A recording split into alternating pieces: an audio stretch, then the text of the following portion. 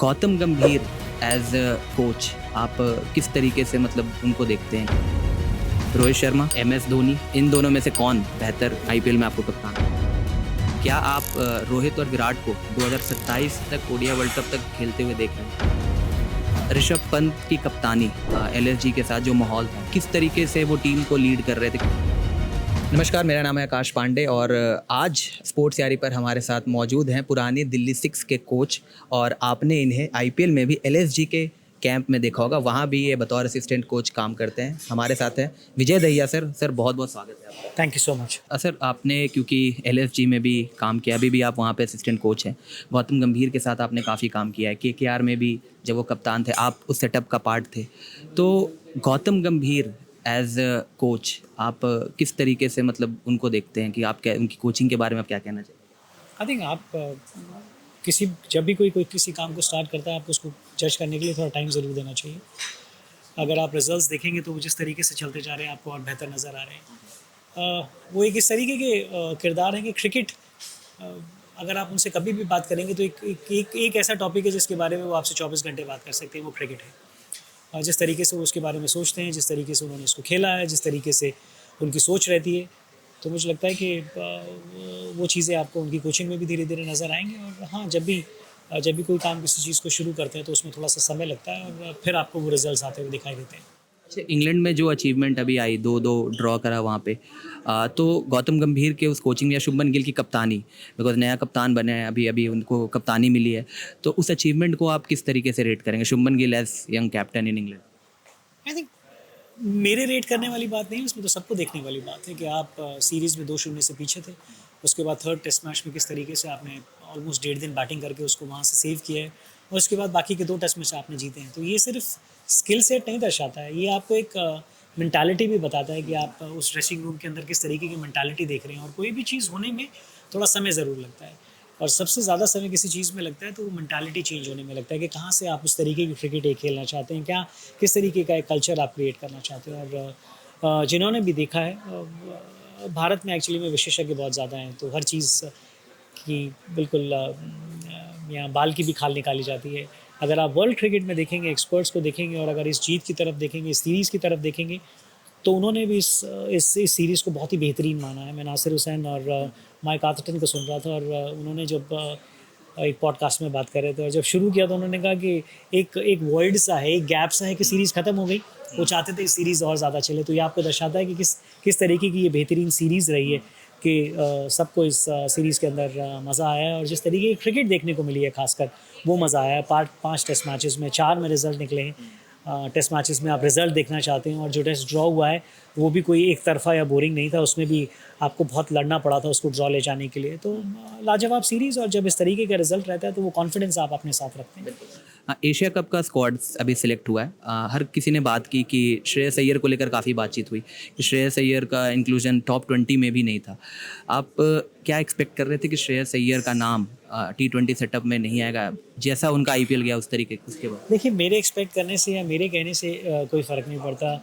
बहुत ही अनुभवी चेयरमैन है हमारे साथ, कैप्टन हैं, कोच इन्वॉल्व हैं। इन सब का नाम लेने से पहले मैं आपको ये कहूँगा कि जब भी भारतीय टीम बनेगी ना, कोई ना कोई खिलाड़ी ज़रूर रह जाएगा। हाँ, शायद इस समय जिस तरीके की भावनाएं लोगों की देखने को मिल रही हैं उसकी बहुत बड़ी वजह ये भी है कि जिस तरीके का जितना सक्सेसफुल IPL उनका गया था, कि शायद सबको ये लग रहा था कि वाइट बॉल क्रिकेट के अंदर एक ऑटोमेटिक चॉइस वो होनी चाहिए और इस वजह से लोग ज़्यादा डिसअपॉइंटेड हैं। पर मुझे लगता है एक बार जब टीम बन जाती है ना, तो फिर जो टीम बन गई है उसको बैक करना ज़्यादा ज़रूरी रहता है कि सारी चीज़ें, सारी सोच आपकी उस तरफ रहनी चाहिए। पर मैंने जैसे आपको कहा कि क्रिकेट एक अलग ही इंडस्ट्री हो गई है अब इंडिया में। तो हर किसी को कोई ना कोई एक टॉपिक चाहिए बात करने का। तो जब तक एशिया कप शुरू नहीं हो जाएगा शायद ये एक टॉपिक रहेगा कि जो पिक नहीं हुआ है उसकी तरफ आप जाएंगे और फिर उसको आप मापदंड करना चाहेंगे कि क्यों नहीं है और क्या नहीं है।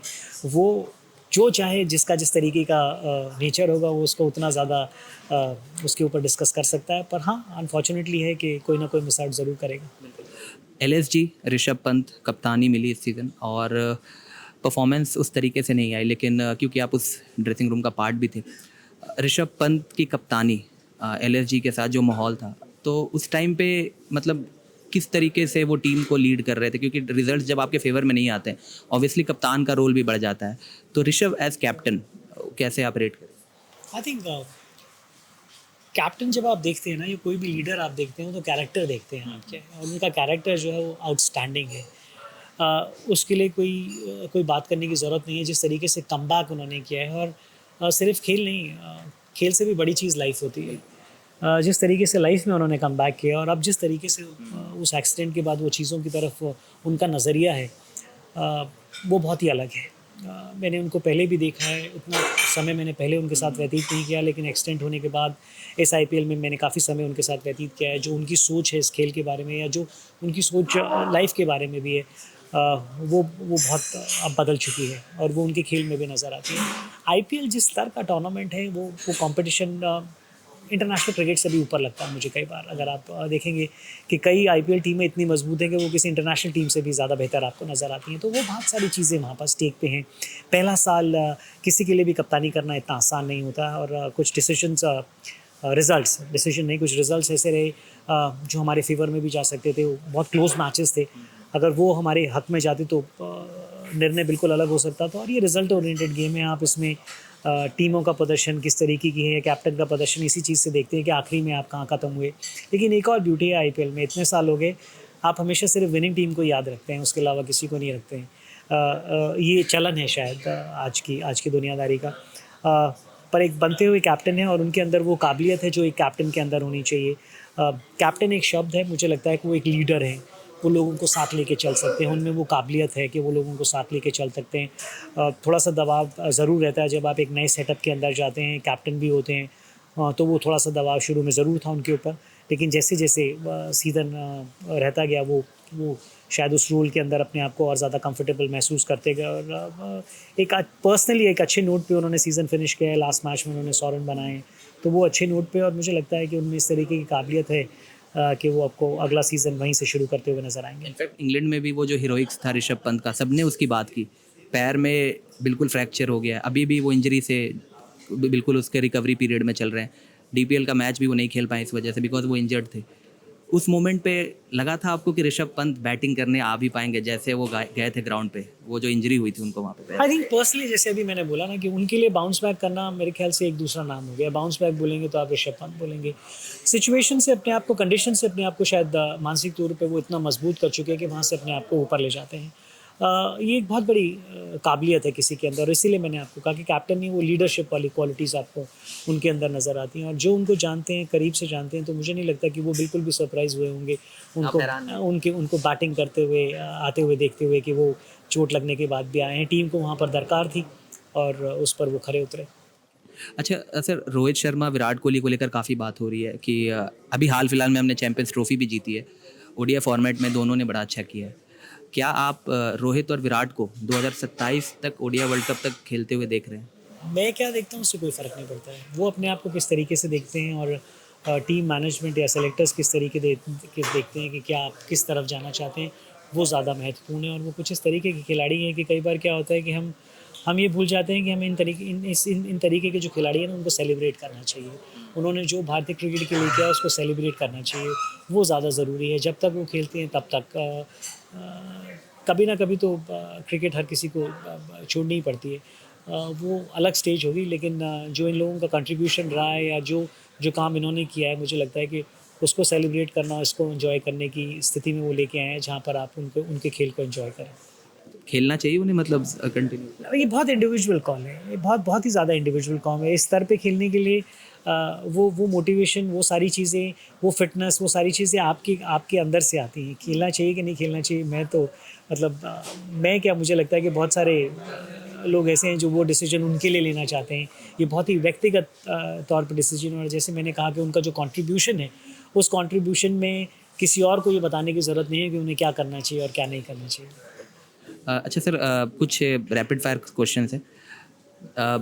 अगर नेक्स्ट इन लाइन देखें हम, मतलब प्लेयरों में, यंग जनरेशन्स में, शुभमन गिल और यशस्वी जायसवाल, आपके हिसाब से कौन लग रहा है आपको कि अगले 10 साल में रूल कर सकता है इन दोनों में? देखिए, मैं जोशी तो नहीं हूँ कि मैं ये बताऊँ अगले 10 साल क्या हो सकता है।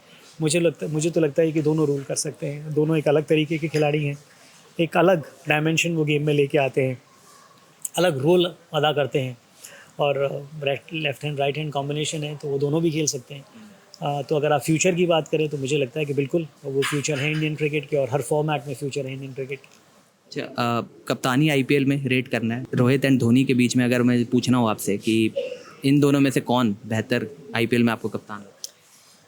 देखिए, ये गेम रिजल्ट ओरिएंटेड है, और दोनों कप्तानों को जो आपने नाम लिया है ना, वो दोनों कप्तान आपको वो ट्रॉफियाँ भी जिता के देते हैं। कंपैरिजन करने के लिए अगर आप देखेंगे तो comparison is a thief of Joy. वो आपका जो मज़ा है ना उसको गायब कर देता है। आप दोनों अलग तरीके के कैरेक्टर्स हैं, दोनों अलग चीज़ अपनी टीम में लेके आते हैं, और दोनों अलग तरीके से अपनी टीम रन करते हैं। रोहित का अग्रेशन आपको अलग नज़र आता है, महेंद्र सिंह धोनी की कामनेस आपको अलग नज़र आती है, लेकिन जो एंड रिजल्ट है वो दोनों लाने में कामयाब रहते हैं। और दो एक ऐसी फ्रेंचाइजी के लिए खेलते हैं जिनका सेटअप भी बिल्कुल अलग तरीके से है, वो अलग तरीके से चलती हैं दोनों। तो मुझे लगता है कि दोनों का अलग अलग तरीके से जिस भी टाइम पे उन्होंने कैप्टनसी की है, रिजल्ट जो चाहिए वो लेके आते हैं, लेकिन कप्तानी करने का तरीका अलग अलग है। एशिया कप होने वाला है ऑब्वियसली। हमने जो सिचुएशन अभी हाल फिलहाल में देखा, इंडिया वर्सेस पाकिस्तान का मैच, वो जो होगा वहाँ पे आप मतलब कैसे देखते हो, एडवांटेज किसके पास है? ऑब्वियसली इस टाइम पे अगर आप देखें तो इंडियन टीम काफ़ी आगे भी चल रही है। उस मैच के पर्सपेक्टिव से प्रेशर दोनों ही टीमों के ऊपर रहता है, तो उस मैच को आप कैसे देख रहे हैं, India versus Pakistan in Asia? मुझे लगता है कि पूरी एशिया कप में अगर मैं सारी टीमें देखता हूँ, पाकिस्तान छोड़िए, अगर और भी सारी टीमें देखता हूँ, तो भारतीय टीम स्किल वाइज और मेंटालिटी लेवल जो है भारतीय टीम का, वो फार सुपीरियर है किसी भी और टीम से। पूरे वर्ल्ड में अगर मैं वाइट बॉल क्रिकेट में देखता हूँ, T20 फॉर्मेट के अंदर देखता हूँ, तो मुझे लगता है कि शायद एक या दो टीम ही हैं जो भारतीय टीम को टक्कर दे सकती हैं। और as far as Asia cup is concern, या तो उस दिन भारतीय टीम का बहुत ही साधारण दिन होना चाहिए, या अपोजिशन टीम अपनी एक्सपेक्टेशन से ज़्यादा अच्छी क्रिकेट खेलेगी, तो ही भारतीय टीम को इस एशिया कप में हरा सकती है। सर, डीपीएल में आपने क्योंकि इस सीज़न पुरानी दिल्ली को ज्वाइन किया एंड देन आपने एलएसजी में भी कोचिंग की है, डीपीएल पहला सीज़न और दूसरे सीज़न में कंपटीशन वाइज आप किस तरीके से देखते हो कि कंपटीशन और जिस तरीके से आपकी टीम की परफॉर्मेंस रही है, सारी चीज़ें, मतलब इस सीज़न और पिछले सीज़न में कंपैरिजन आप क्या ड्रॉ करते हो? आई थिंक कंपैरिजन, वैसे तो मुझे लगता है कि कंपैरिजन करना नहीं चाहिए, लेकिन हाँ, दो टीमें बढ़ी हैं इस साल, और जब दो टीमें बढ़ी थी तो शायद थोड़ी बहुत सोच ये थी कि क्या उतना कंपटीशन देखने को मिलेगा, लेकिन सबको सरप्राइज़ किया है जैसे पहले साल किया था। कमाल का कंपटीशन था पहले साल भी, और इस साल भी वही देखने को मिल रहा है, लाजवाब क्रिकेट देखने को मिल रही है। तो बहुत ही बेहतरीन कंपटीशन है, और जहाँ तक आप हमारी टीम के बारे में बात करें तो उतना अच्छा प्रदर्शन नहीं है जितना अच्छा प्रदर्शन होना चाहिए था। वो थोड़ा सा डिसअपॉइंटिंग है हमारे लिए, but this is part and parcel of the game. Thank you so much for talking to us.